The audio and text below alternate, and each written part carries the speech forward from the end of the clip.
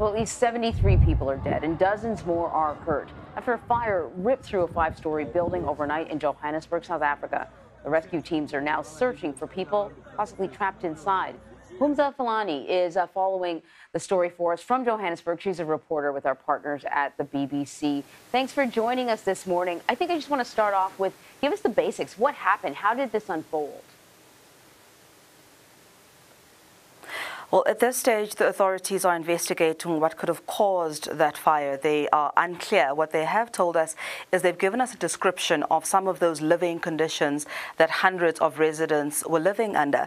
They've painted a picture of what they could only be described as an informal settlement, saying that as they combed through the various floors of this 5-story building, they found shack-like partitions inside these various apartments, showing that sometimes up to 10 people were living in a room that's meant to accommodate only 2 people. Now, this gives you a sense of why it would have been difficult for many people to get to safety. We understand that the building itself had been declared unsafe by its owners, the city of Johannesburg, but had been taken over by what have been described as criminal cartels, and they were renting it out to scores of people and drawing a weekly rental from them. In terms of who was living in the building, we understand that some of the occupants were African migrants from neighboring countries neighboring South Africa, as well as South Africans who came from poorer parts of the country, traveling to Johannesburg to try and find better economic prospects. This is just, I mean, the more I'm hearing about the story, it's devastating. You see the numbers, but then to hear about the victims is truly heartbreaking.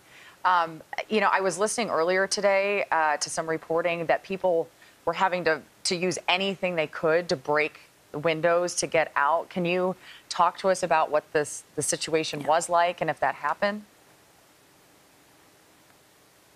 It was an incredibly, scenes of panic is what we were understanding from survivors who made it out of that fire. A number of people telling us how they had to jump from the higher floors of the buildings because there was no clear exit. If you can imagine also, it was dark. It was around 1 o'clock in the morning here in a pitch dark building that doesn't have proper lighting. So people were scrambling, trying to remember where the nearest exit is, clamoring for windows, clamoring for doors, climbing on top of it. Other. Some of them, in fact, were found, some bodies rather, were found piled up next to what was meant to be an operational security gate that was locked and wasn't supposed to be locked. So some people threw themselves out the window thinking that will be the way that they get to safety. Others then tried to push their way through whatever nook and cranny they could find to get to the bottom floors. But really just paints a sense of desperation and a sense of not knowing where to turn. We heard from residents who were telling us that they could hear women screaming in the distance, asking for help, but they did not know where the voices were coming from, and they themselves were scared and just tried to do all they could to get themselves and their children out of there. And I imagine it must have been a really challenging fire for firefighters to battle, because usually you have an idea of the layout of a building, how many people might be inside. I presume there's no sort of sprinkler system that was functioning at all. It must have been a real challenge.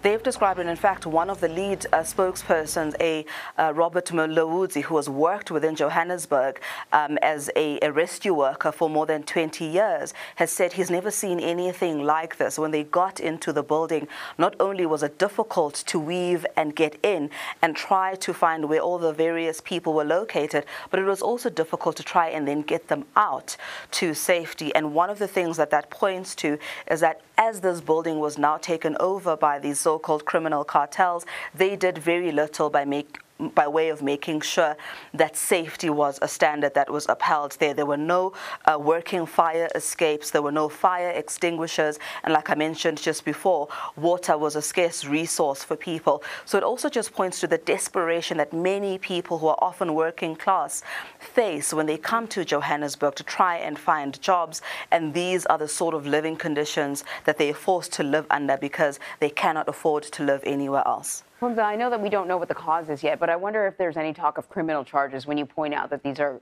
criminal gangs that are renting out this building that they have no right to do.